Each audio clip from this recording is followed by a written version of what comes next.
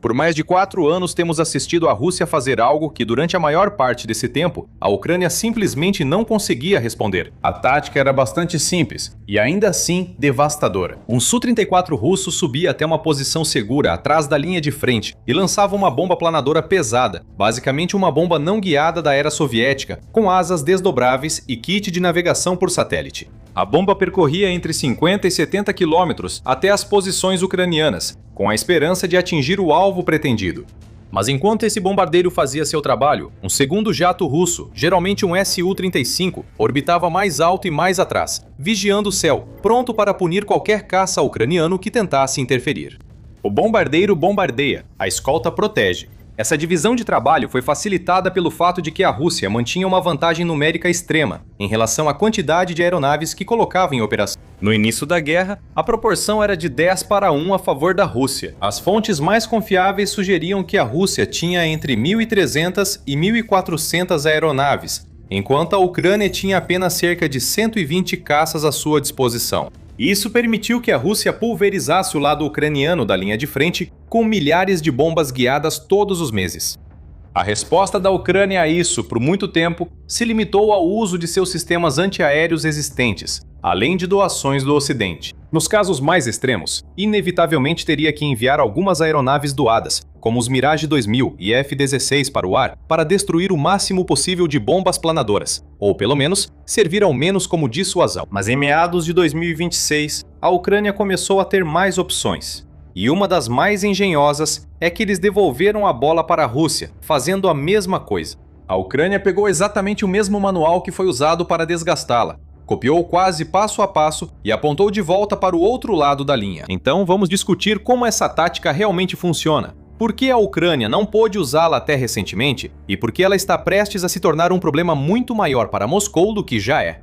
Agora vamos detalhar um pouco a própria tática, porque a descrição que temos dela vem de um lugar em comum. O relato foi publicado no final de junho de 2026 e, segundo informações, remonta a um canal russo no Telegram chamado Commander Speaks ou Voivodar Broadcasts, que pode ter laços estreitos com a Força Aérea Russa. Essa procedência importa, pois um blogueiro militar russo descrevendo táticas ucranianas tende a apresentá-las de forma negativa. E ainda assim, o que estamos vendo aqui está alinhado com análises e previsões ocidentais, o que significa que há mais indícios de que seja verdade. Veja como funciona. Os aviões de guerra ucranianos saem em duplas. Um jato voa baixo e rápido rumo ao alvo, levando bombas planadoras de precisão para atingir forças russas na zona cinzenta ou arredores. Ao se aproximar do ponto de lançamento, ele sobe rapidamente devido à física, já que a bomba planadora não possui motor. Quanto mais alto e rápido você estiver quando a soltar, mais energia cinética ela carrega, e mais longe ela voa antes que a gravidade a faça cair.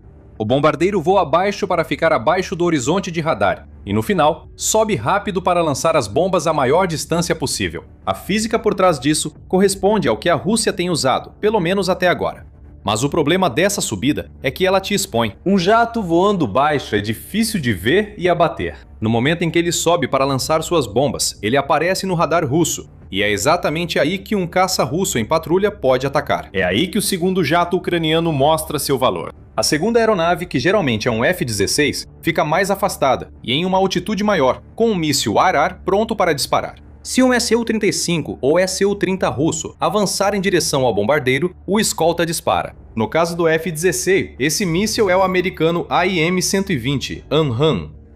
Agora, esse AMRAAM pode não derrubar realmente o jato russo. Os alcances na guerra são grandes, caças russos são rápidos, e um míssil disparado assim costuma forçar reação, não necessariamente abater o alvo. Forçar uma reação é justamente o objetivo, e muitas vezes isso basta.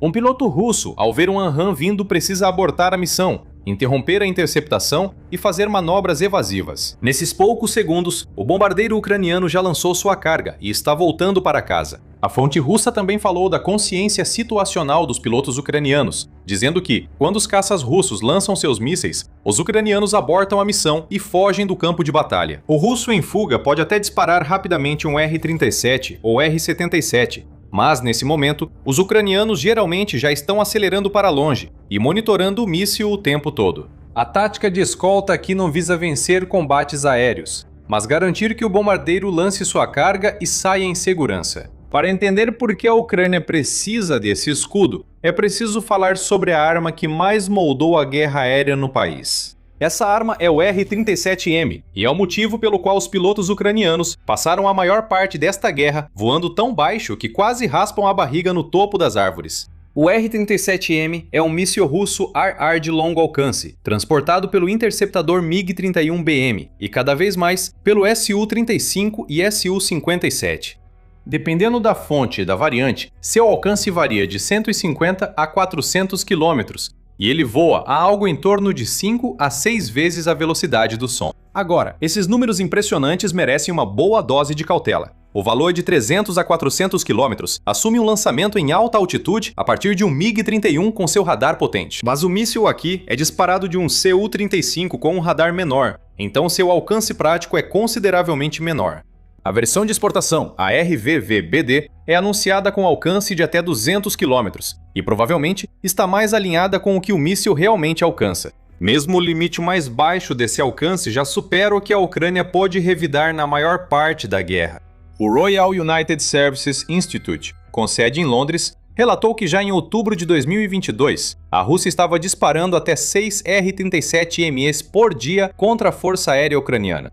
Pilotos ucranianos disseram a repórteres que o míssil raramente consegue um abate direto, mas isso quase não importa.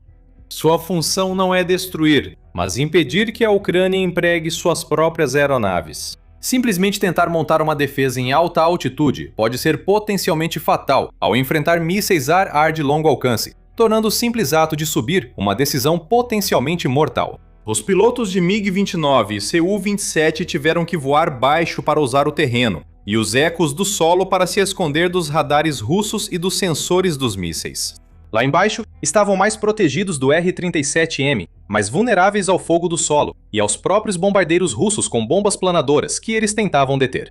A Ucrânia já teve uma baixa como resultado disso. Em meados de maio de 2026, canais de aviação russos no Telegram afirmaram que um Su-35 abateu um F-16 ucraniano perto de Sumy, usando um míssil de longo alcance da série R-37. Se isso for verdade, seria a primeira vez que um F-16 ucraniano foi perdido em combate aéreo, e não por fogo vindo do solo ou por acidente. Isso por si só já mostra o perigo potencial do R-37M em um lugar onde simplesmente ser detectado pode te matar. Essa é a ameaça que a tática de escolta tenta gerenciar, o que nos remete aos mísseis dos ucranianos e à aritmética de quem pode atingir quem a qual distância.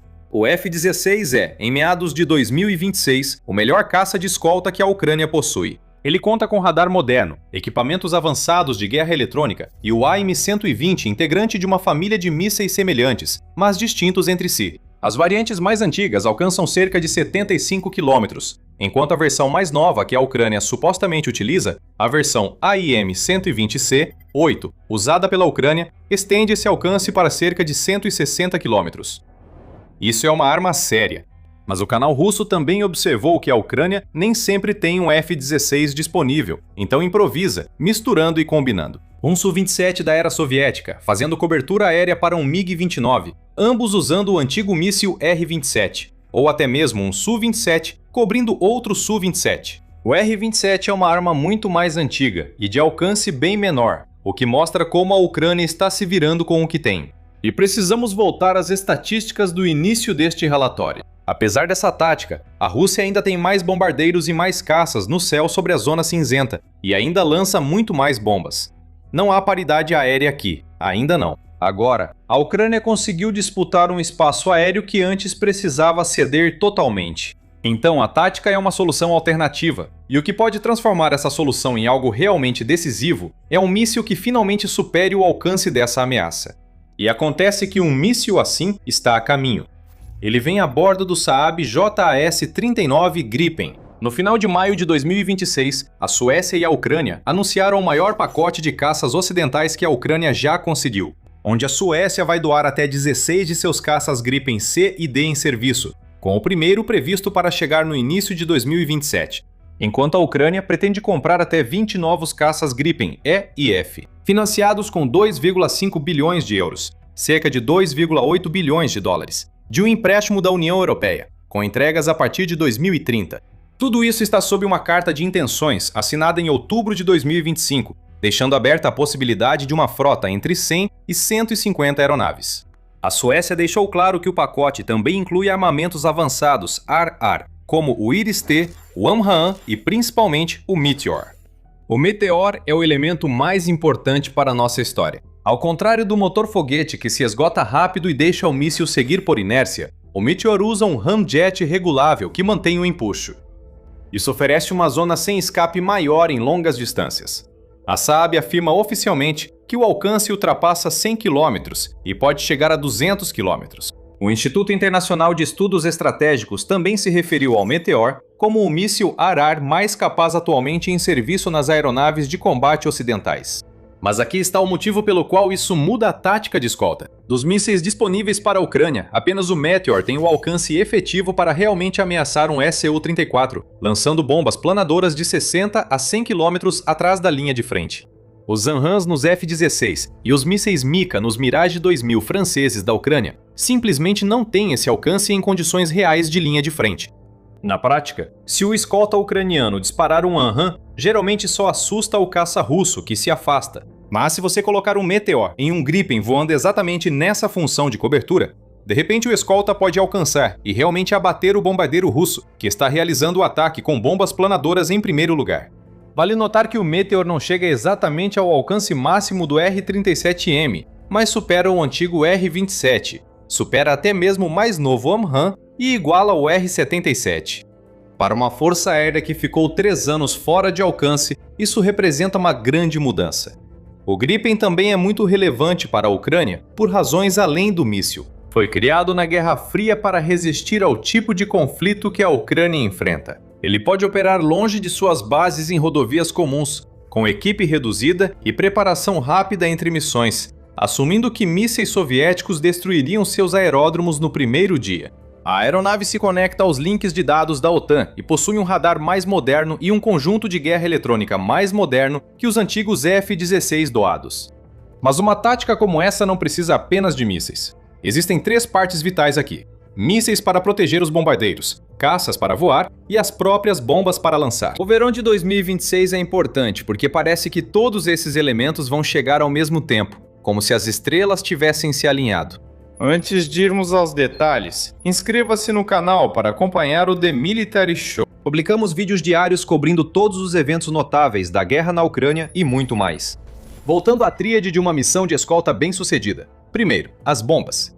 Durante a maior parte da guerra, a vantagem com bombas planadoras era toda da Rússia. No início de 2025, a Rússia estava lançando cerca de 3.500 bombas planadoras por mês, bem mais de 100 por dia em toda a linha de frente. O total mensal atingiu um recorde de mais de 5.700 em janeiro de 2026. E a Rússia provavelmente lançou cerca de 85 mil dessas bombas somente em 2024 e 2025.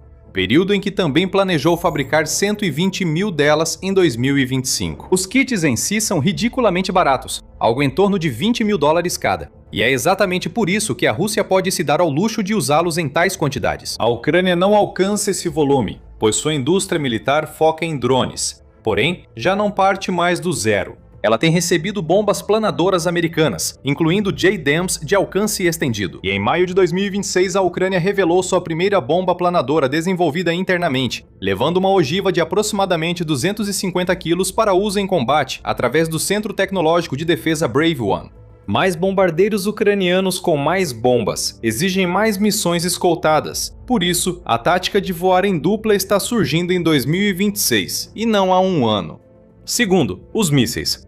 Uma escolta é tão eficaz quanto sua arma, e aliados da Ucrânia reforçam esse arsenal. Em meados de junho de 2026, o ministro da Defesa da Alemanha, Boris Pistorius, anunciou que o país entregaria uma quantidade não revelada, mas de 3 dígitos, de mísseis ar-ar de seus estoques. Além dos novos sistemas de defesa aérea Iris-T, uma contribuição de $400 milhões para a munição de defesa aérea para a Ucrânia e mais $200 milhões para mísseis interceptores Patriot PAC-3 dentro das iniciativas de aquisição apoiadas pela OTAN. Pistorius não especificou quais mísseis, mas os candidatos óbvios são o AIM-9 e o AIM-120, que atualmente equipam os F-16 da Ucrânia, ou os mísseis Iris-T e Meteor, que irão equipar os Gripens no futuro. De qualquer forma, é a munição sem a qual a tática de escolta não funciona. Entregue quando a Ucrânia começa a usá-la de fato. Terceiro, os caças. É aqui que a Bélgica entra na história, e o compromisso é maior do que parece. A Bélgica apresentou um plano para entregar toda a sua frota de F-16, composta por 53 aeronaves, à Ucrânia até 2029, enquanto faz a transição para o F-35.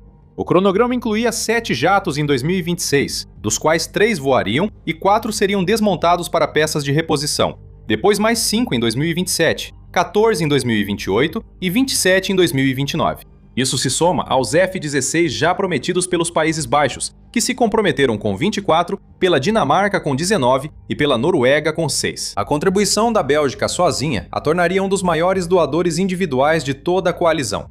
Só tem um detalhe aqui: a Bélgica só vai enviar seus aviões quando receber os novos F-35 que encomendou. Mas esses F-35 atrasaram, e a maioria dos caças só vai chegar no final da década. Os 6 F-16 da Noruega, segundo relatos, ainda não tinham todos chegado à Ucrânia em abril de 2026, com alguns ainda sendo reformados na Bélgica e outros entregues em partes. Os caças doados costumam ter décadas de uso e exigem meses ou anos de inspeção e revisão geral antes de voar em combate.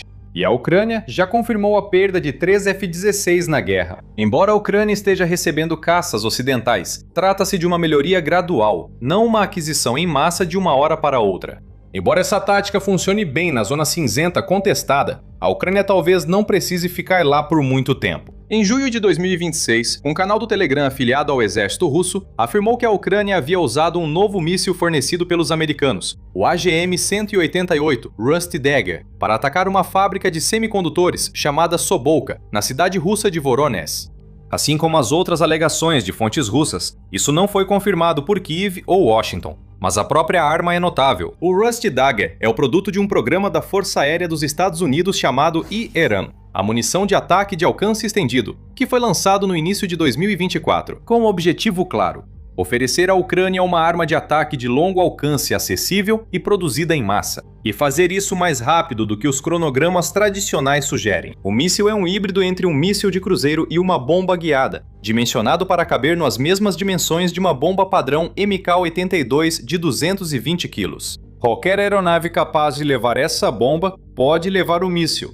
A parte mais importante aqui é o alcance relatado, que supostamente ultrapassa 930 km, quando se utiliza uma ogiva mais modesta de 45 kg. O primeiro lote de produção de 840 mísseis estava, na verdade, previsto para entrega em outubro de 2026, com a Ucrânia autorizada a comprar até 3.350 deles no total. Então, a estreia em junho de 2026 implica que uma certa quantidade de mísseis já chegou à Ucrânia e provavelmente está sendo testada em campo em alvos reais. O formato e tamanho do míssil são fundamentais. Se ele for compatível com qualquer aeronave capaz de usar JDAM, o único esquadrão de 12 F-16 poderia lançar até 144 desses mísseis em uma única missão. Esse é o mesmo pensamento de plataforma flexível que sustenta a tática de escolta, só que ampliado da zona contestada para o interior da Rússia. O F-16 e o Gripen podem virar aeronaves versáteis, lançadores de bombas planadoras, escoltas armados ou lançadores de mísseis de cruzeiro de longo alcance, conforme a necessidade. Nada disso significa que a Ucrânia já venceu a guerra aérea. A Rússia ainda tem a maior força aérea, o maior estoque de bombas e o míssil de maior alcance disponível. Os Gripens ainda levarão anos para chegar em número suficiente, mas o principal é que todas as peças estão finalmente reunidas. A Ucrânia já possui um manual de campo sobre essa tática e trabalha continuamente para aprimorá-la. Quando todos esses recursos chegarem, poderá se destacar ainda mais. Se quiser saber mais sobre os Gripens e como começaram a voar sobre a Ucrânia, assista este vídeo. Inscreva-se no The Military Show para acompanhar as novidades mais recentes.